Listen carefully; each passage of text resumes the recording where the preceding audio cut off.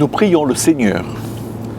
Seigneur notre Dieu, toi qui as parlé autrefois par les prophètes, toi qui as fait retentir ta voix au jour de la Pentecôte, envoie ton Esprit Saint maintenant sur nous. Ouvre notre intelligence à ta parole, éclaire nos cœurs par ta lumière, dissipe les ténèbres du doute, du mensonge et de la peur. Donne-nous d'écouter, non pas comme des spectateurs, mais comme des disciples appelés, comme des hommes et des femmes que tu veux transformer. Que ta parole soit pour nous une lampe sur notre route, un feu qui purifie, un vent qui nous met en marche, et une voix qui résonne au plus profond de notre être. Par Jésus-Christ, parole faite chair, qui vit et règne avec toi dans l'unité du Saint-Esprit, un seul Dieu, maintenant et pour les siècles des siècles. Amen. Écoutons la parole de Dieu, tout d'abord dans le livre des Actes des Apôtres au chapitre 2, les versets 1 à 11. Lorsque le jour de la Pentecôte arriva, ils étaient tous ensemble dans le même lieu. Tout à coup, il vint du ciel un bruit comme celui d'un souffle violent qui remplit toute la maison où ils étaient assis. Des langues qui semblaient de feu et qui se séparaient les unes des autres leur apparurent. Elles se posèrent sur chacun d'eux. Ils furent tous remplis d'Esprit Saint et se mirent à parler en d'autres langues selon que l'Esprit leur donnait de s'exprimer. Or, il y avait en séjour à Jérusalem des Juifs pieux venus de toutes les nations qui sont sous le ciel. Au bruit qui se produisit, la multitude accourut et fut bouleversée, parce que chacun les entendait parler dans sa propre langue. Ils étaient hors d'eux-mêmes et dans l'admiration, et disaient « Voici, ces gens qui parlent, ne sont-ils pas tous Galiléens ? Comment les entendons-nous chacun dans notre propre langue maternelle ? Parthes, Mèdes, Élamites, ceux qui habitent la Mésopotamie, la Judée, la Cappadoce, le Pont, l'Asie, la Phrygie, la Pamphylie, l'Égypte, le territoire de la Libye voisine de Cyrène, et ceux qui sont venus de Rome, juifs et prosélytes, crétois et arabes, nous les entendons parler dans nos langues des merveilles de Dieu. Deuxième lecture, en Romains 8, versets 8 à 17. Or, ceux qui sont sous l'emprise de la chair ne peuvent plaire à Dieu. Pour vous, vous n'êtes plus sous l'emprise de la chair, mais sous celle de l'Esprit. Si du moins l'Esprit de Dieu habite en vous. Si quelqu'un n'a pas l'Esprit de Christ, il ne lui appartient pas. Et si Christ est en vous, le corps, il est vrai, est mort à cause du péché, mais l'Esprit est vie à cause de la justice.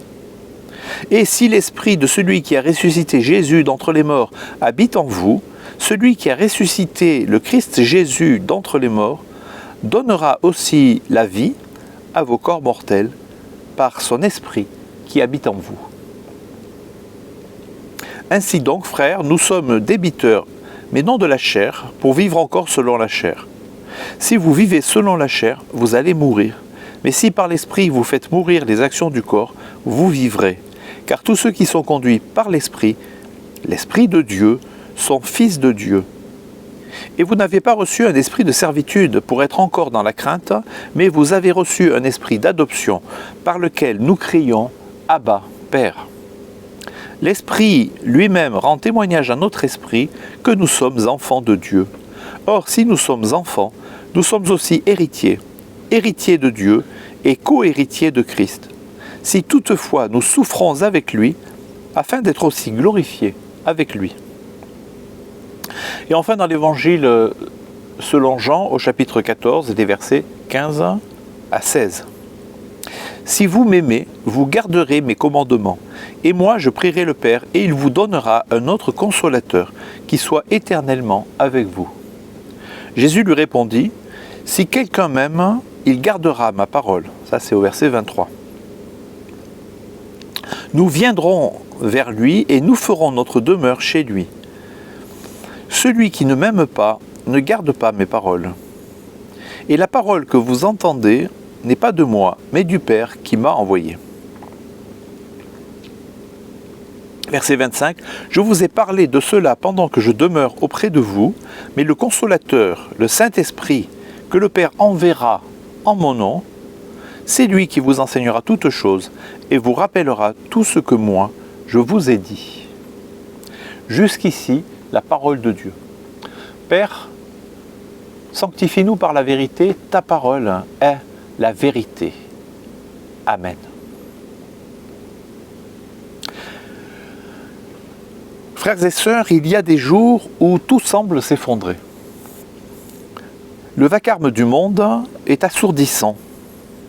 Guerre, rumeurs de guerre, bouleversements moraux, perte de repères. Le langage commun disparaît, les cœurs se ferment, les peuples se dressent les uns contre les autres. Et parfois, même l'Église semble avoir perdu sa voix. L'Église suit les modes. Le sel perd sa saveur. La lampe est cachée sous le boisseau. Mais voici que le récit de Pentecôte nous annonce une vérité puissante. Dieu ne reste pas silencieux. L'Esprit parle, et il parle dans toutes les langues. Avant d'entrer plus loin dans le récit, rappelons ce que signifie la Pentecôte. Pour le peuple juif, la Pentecôte, ou Shavuot, 50 jours après la Pâque, célèbre le don de la loi au Sinaï. Quand Dieu donna à Moïse les tables de la loi, l'alliance écrite, la Torah.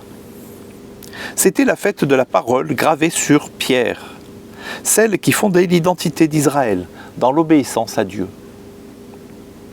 Mais à Jérusalem, ce jour-là, 50 jours après la résurrection du Christ, quelque chose de plus grand encore est donné. Ce n'est plus une loi écrite, mais un esprit vivant. Ce ne sont plus des commandements extérieurs, mais une présence intérieure qui inscrit la volonté de Dieu dans les cœurs. Ce n'est plus seulement un peuple élu qui reçoit, mais des hommes et des femmes de toute nation, rassemblés dans une alliance nouvelle. La Pentecôte chrétienne, c'est le Sinaï en feu qui descend non plus sur une montagne, mais dans des cœurs, dans nos vies. Et ce feu ne s'éteint pas. Luc nous le raconte avec des mots très précis. Il ne choisit pas ces images au hasard. En fait, il veut nous faire penser à 3 grands moments de l'Ancien Testament. La Bible hébraïque, la Bible juive. Premièrement, le don de la loi au Sinaï. Deuxièmement, la prophétie de Joël. Troisièmement, l'histoire de la tour de Babel. Premier point donc, de la loi gravée sur la pierre à l'esprit inscrit dans le cœur. D'abord le Sinaï. Vous vous souvenez du récit dans le livre de l'Exode. Quand Dieu donne les tables de la loi à Moïse, la montagne tremble, il y a du tonnerre, de la fumée, du feu, une voix puissante. C'est un moment impressionnant. Et que se passe-t-il le jour de la Pentecôte? Un bruit, comme un violent coup de vent. Des langues de feu qui descendent du ciel. Ce n'est pas un hasard. Luc nous dit, ce jour-là, à Jérusalem, c'est un nouveau Sinaï. Mais cette fois, ce n'est plus une loi écrite sur des tables de pierre. C'est l'Esprit de Dieu lui-même qui vient habiter le cœur des hommes, de ceux qui croient. C'est exactement ce que Dieu avait promis par les prophètes. « Je mettrai mon esprit en vous. Je vous donnerai un cœur nouveau. » Ça, c'est Ézéchiel, chapitre 36. Deuxièmement, du peuple élu à l'humanité tout entière. Deuxième allusion, c'est celle au prophète Joël. Joël avait annoncé « Je répandrai mon esprit sur toute chair ». Ça veut dire sur tout être humain. Et regardez bien ce que nous dit Luc. Ce jour-là, à Jérusalem, il y a des Juifs fervents, issus de toutes les nations sous le ciel. Ce n'est pas un détail, c'est toute l'humanité qui est représentée, réunie au même endroit. Et sur cette humanité, Dieu répand son esprit, comme Joël l'avait annoncé. C'est le signe que le grand jour de Dieu est arrivé. Ce n'est plus réservé à un seul peuple, une seule langue, à une seule culture. Dieu se donne à tous. Troisièmement, de Babel à la Pentecôte, unité dans la diversité. Et enfin, il y a un clin d'œil à l'histoire de la tour de Babel. Souvenez-vous, à Babel, les hommes veulent s'unir, mais contre Dieu. Mais en fait, ils veulent tous penser pareil, construire une seule grande tour, un projet unique qui monte jusqu'au ciel, mais pour défier le ciel. Une forme d'unité forcée, d'uniformité, et Dieu intervient. Il brouille les langues, il les disperse, pas pour punir, mais pour protéger. Parce que l'unité ne doit pas être une uniformité, une pensée unique qui vient des hommes. Si uniformité il doit y avoir, c'est celle de la pensée de Dieu, de la parole de Dieu, qui est la vérité. La vraie unité, c'est celle de l'amour dans la diversité et dans la vérité. Et qu'est-ce qu'on voit à la Pentecôte ? Des gens de toute langue, de toute culture, qui entendent chacun dans sa langue les merveilles de Dieu.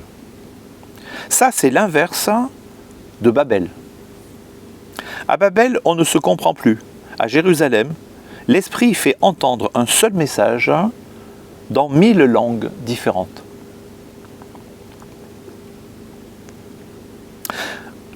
Alors mes frères, vous voyez, la Pentecôte, ce n'est pas un petit événement réservé aux croyants d'il y a 2000 ans. C'est un tournant dans l'histoire. C'est le moment où Dieu vient habiter en nous, personnellement, puissamment, définitivement. C'est le passage du Sinaï à Jérusalem, du feu qui brûle une montagne au feu qui embrase des cœurs, de la loi écrite à l'extérieur, à la loi vivante gravée dans nos vies. Et ce même esprit, aujourd'hui encore, veut nous remplir, nous transformer et nous envoyer porter dans notre langue, dans notre culture, dans notre temps, les merveilles de Dieu. Quelques mots d'exégèse maintenant. Voyons ce que dit le texte exactement. Premièrement, l'Esprit descend dans le tumulte. Verset 2. Soudain, un bruit survint du ciel comme un violent coup de vent. Le mot grec employé ici est pnoès biaias, littéralement un souffle impétueux, un vent puissant. Ça, c'est comme ça que nos versions traduisent ce texte grec. Ce n'est pas un petit frémissement intérieur ou une sensation intime, c'est une éruption. Calvin écrit dans son commentaire sur les Actes, « Il faut remarquer que l'Esprit de Dieu n'est pas envoyé doucement, mais avec bruit, pour attirer l'attention sur la puissance de Dieu et manifester que c'est lui qui agit. » Luther, lui, dit dans un sermon sur la Pentecôte, « Ce vent, c'est Dieu qui secoue la maison. » Comme il secoue nos vies aussi, quand il vient à notre rencontre, comme pour dire « Je suis là et je fais une œuvre nouvelle. » Un mot d'application. Dans notre monde agité, le vent de l'esprit ne vient pas ajouter au chaos, mais le traverser. Là où le bruit de guerre monte, Dieu souffle une paix plus puissante. Là où tout craque, Dieu commence quelque chose de neuf. Les langues de feu ne brûlent pas, elles transforment. Le feu de la Pentecôte ne détruit pas des ennemis, il embrase des cœurs. Frères, vous connaissez le feu de l'artillerie. Ça tombe bien, on a un artilleur parmi nous. Vous entendez parfois le fracas des armes, les grondements des tanks ou des avions. Mais ici, à Pentecôte, c'est un autre feu qui descend. Pas un feu qui fait peur, un feu qui donne du courage, qui purifie, qui éclaire, qui fortifie. Deuxièmement, l'Esprit touche chacun personnellement. Ça, c'est les versets 3 et 4. Il se posa sur chacun d'eux. Et ils furent tous remplis de l'Esprit Saint. Le texte grec est très précis. Littéralement, il faudrait traduire « il s'assit sur chacun d'eux ». Il s'assit. L'Esprit Saint s'assit sur chacun d'eux. Le verbe « katizo » évoque une présence stable. installé, pas un éclair passager. L'Esprit vient demeurer. Et il ne vient pas à une élite, il vient sur chacun. Tous sont remplis, pas un seul de ceux qui sont là présents n'est oublié. Luther écrit, il ne dit pas les apôtres seulement, ou Pierre en particulier, mais tous furent remplis. Cela signifie que désormais tout croyant reçoit le Saint-Esprit pour annoncer les merveilles de Dieu. Application, dans un monde où beaucoup se sentent invisibles, oubliés, Dieu nous dit, toi aussi je viens te remplir. Pas demain, pas plus tard, aujourd'hui. Et ce n'est pas pour ton confort, c'est pour que tu parles, pour que tu témoignes, pour que tu œuvres au rayonnement du royaume des cieux. En tant que soldat, tu connais ce que veut dire tenir un poste, remplir une mission, ne pas abandonner. L'Esprit t'équipe pour tenir aussi dans la foi. Il te donne le courage de rester fidèle à Dieu, même quand c'est dur. Il fait de toi un témoin, pas un super-héros, mais un soldat de la paix du Christ. Un soldat de la paix du Christ. Troisièmement, l'Esprit parle toutes les langues. Ça, c'est les versets 6 à 11. Chacun les entendait dans son propre dialecte. Le mot grec ici est dialecto. C'est plus que la langue. C'est la manière de parler du cœur. La langue maternelle. Dieu parle à chacun dans sa culture, dans sa mémoire, dans ses blessures. Calvin souligne, il n'est pas dit que les auditeurs ont compris par miracle, mais que les apôtres ont parlé effectivement dans chaque langue. L'Esprit fait parler l'Église dans le langage du monde, le langage que le monde comprend. Application, dans un monde qui ne comprend plus la langue de l'Église, parfois le patois de Canaan, l'Esprit nous pousse à apprendre les dialectes du monde moderne, au sens propre comme au sens figuré. Non pour nous y perdre, mais pour y annoncer les merveilles de Dieu. C'est la raison aussi pour laquelle l'Église et les chrétiens doivent se servir de l'Internet et des réseaux sociaux, parce que ça fait partie des langages modernes de notre monde. La Bible a été traduite entièrement dans plus de 740 langues.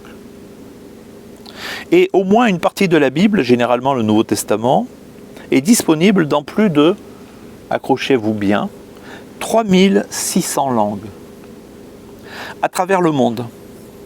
Et ça, c'est des données qui datent de 2024, donc c'est récent. C'est un témoignage impressionnant de l'impact universel de l'Évangile et du zèle missionnaire inspiré par l'Esprit Saint depuis la Pentecôte.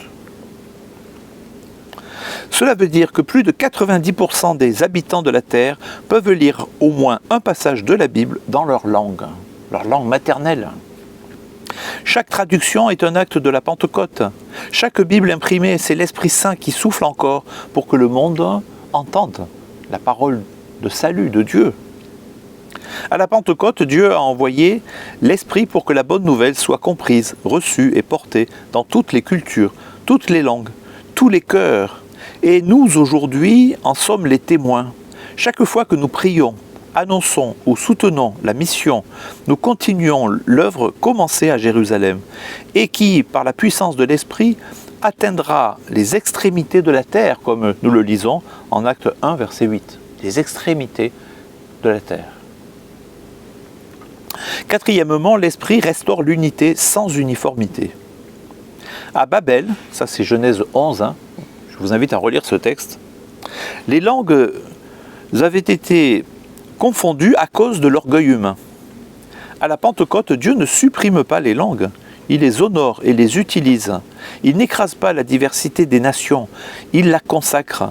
C'est l'inverse de la globalisation morale actuelle, du mondialisme, qui veut une seule pensée, une seule vérité dictée d'en haut.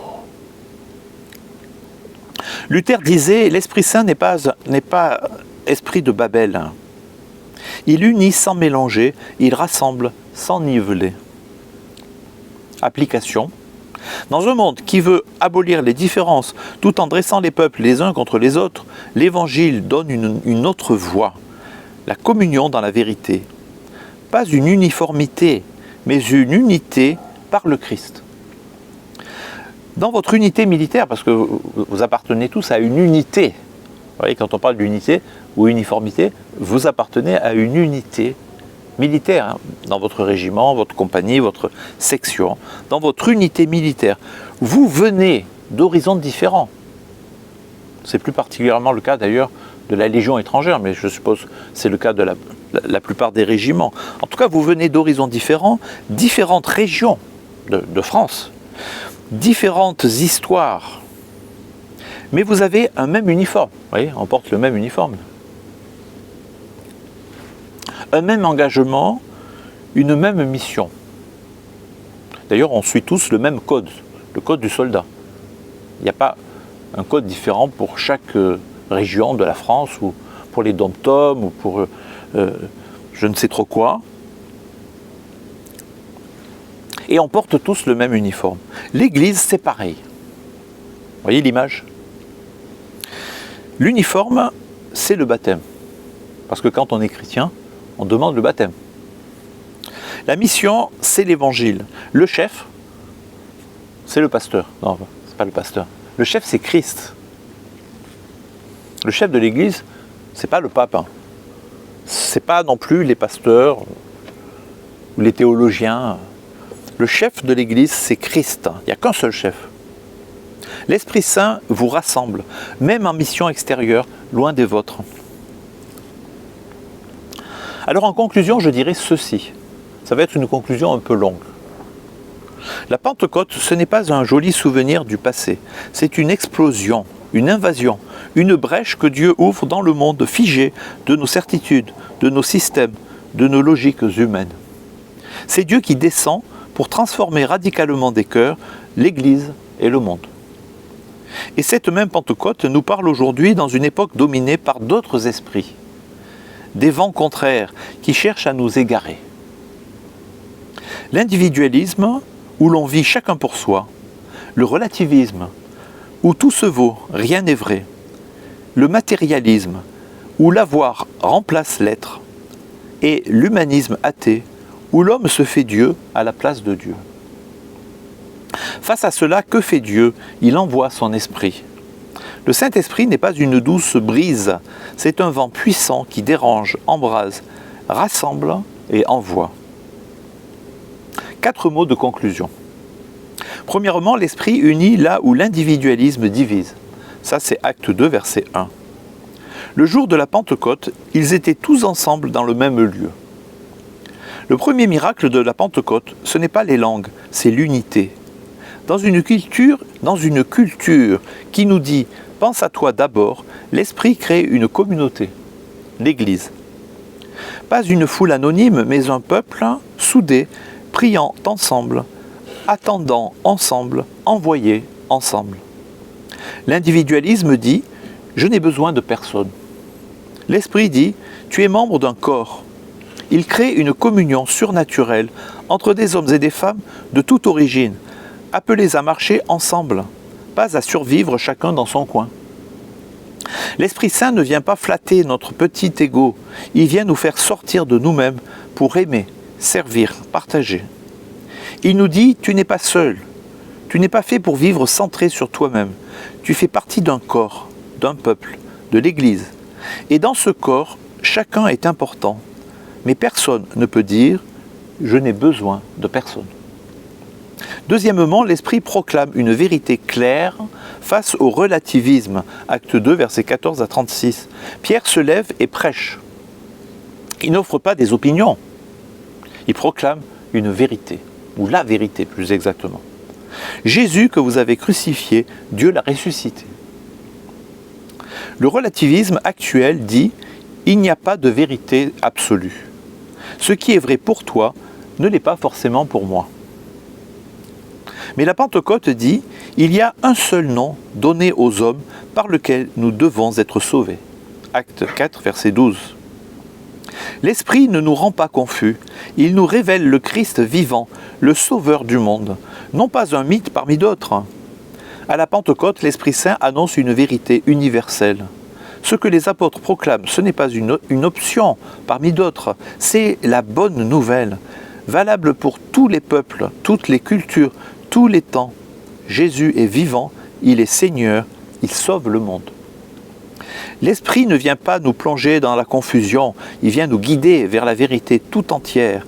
Il ne nous laisse pas dans le flou, il nous donne la lumière, la clarté, le discernement. Troisièmement, l'Esprit renouvelle les cœurs, pas seulement les circonstances. Ça, c'est Acte 2, versets 37 à 39. Ils eurent le cœur vivement touché, dit le texte. Notre époque matérialiste croit que ce qu'on possède définit qui on est. Mais Dieu ne vient pas changer les conditions matérielles d'abord. Il vient briser le cœur dur, donner un cœur nouveau.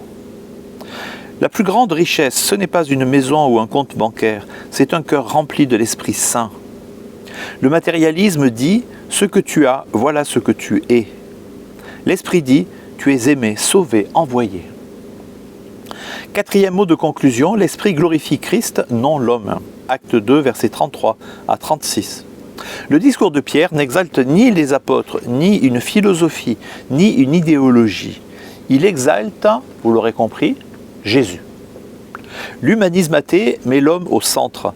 Il dit l'homme est la mesure de toute chose. La Pentecôte dit Jésus est Seigneur et Christ.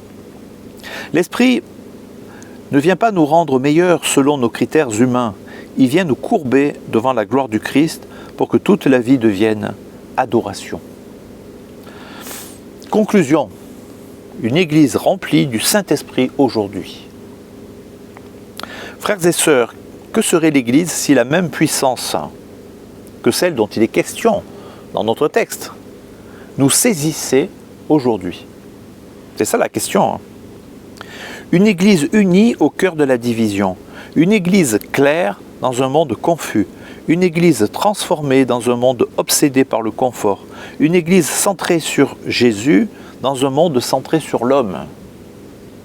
L'esprit de Pentecôte est encore à l'œuvre, mais voulons-nous vraiment être remplis de lui? Ou préférons-nous rester confortablement installés dans les vents tièdes de notre société déchristianisée? Comme à la Pentecôte, aujourd'hui encore, repentez-vous. Soyez baptisés et vous recevrez le don du Saint-Esprit. Prions le Seigneur. Seigneur, dans un monde qui a perdu la boussole, souffle ton esprit. Dans nos cœurs figés, souffle ton feu. Fais de ton Église un peuple qui parle toutes les langues, un peuple qui témoigne dans la vérité et l'amour, un peuple qui annonce, envers et contre tout, les merveilles de ton salut. Amen. Unissons-nous dans la prière d'intercession.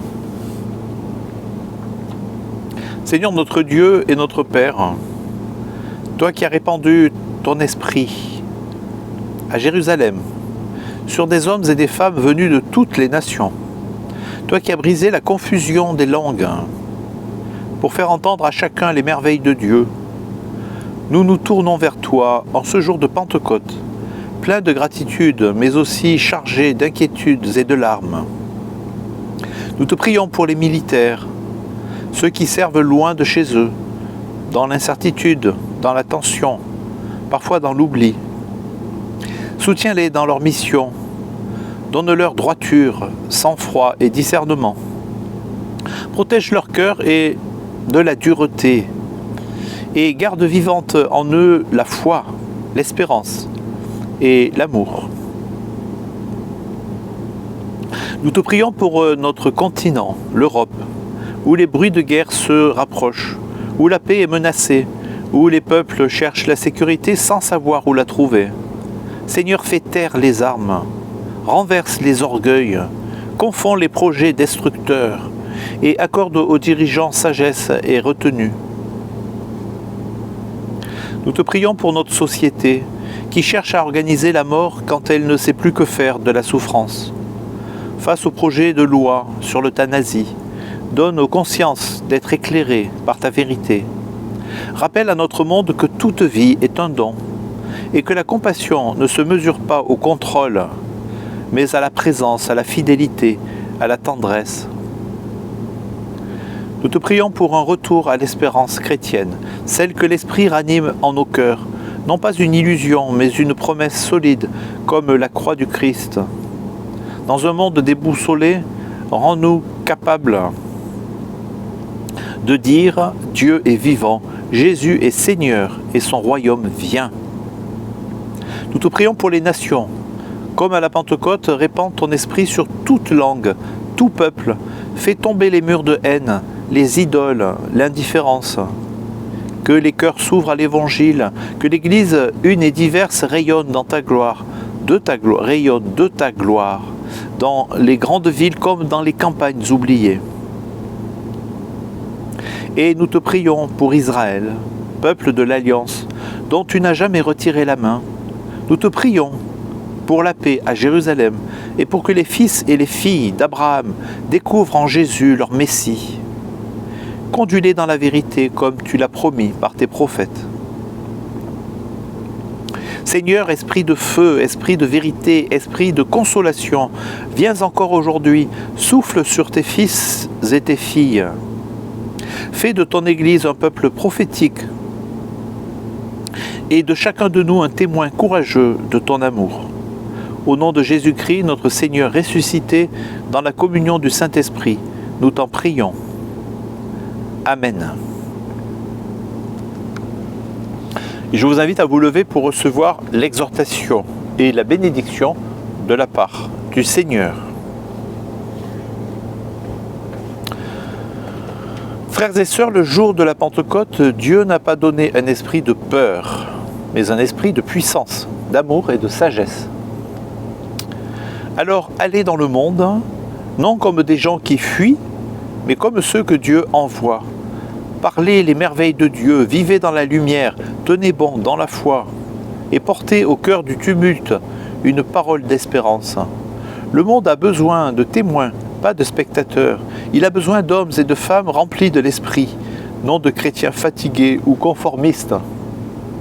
Vous êtes le peuple de Dieu, vous avez reçu le feu du ciel. Marchez avec assurance dans la vie nouvelle du Christ. Que le Seigneur vous bénisse et vous garde, qu'il fasse briller sur vous sa face et vous accorde sa grâce, qu'il tourne vers vous son regard et vous donne la paix.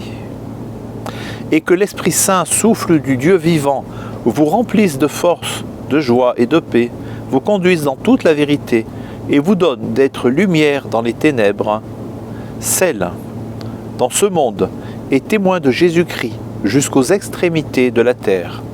Allez dans la paix du Christ, dans la force de l'Esprit, au service du Père. Amen.